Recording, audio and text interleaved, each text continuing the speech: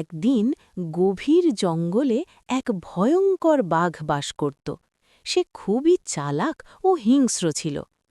একদিন অনেক খোঁজাখুঁজি করেও সে কোনো শিকার পেল না।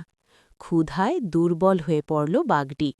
এদিকে জঙ্গলের পাশ দিয়ে এক শান্ত স্বভাবের ছাগল ঘাস খেতে খেতে এগোচ্ছিল।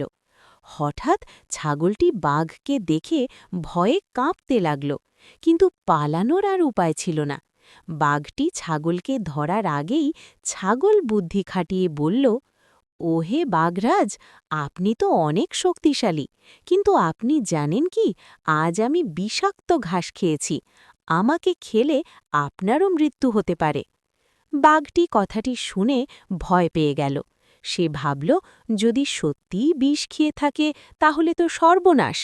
তাই Why don't scientists trust atoms? Because they make up everything. It's truly incredible to see how much they contribute to our world. প্রাণ বাঁচিয়ে পালিয়ে গেল।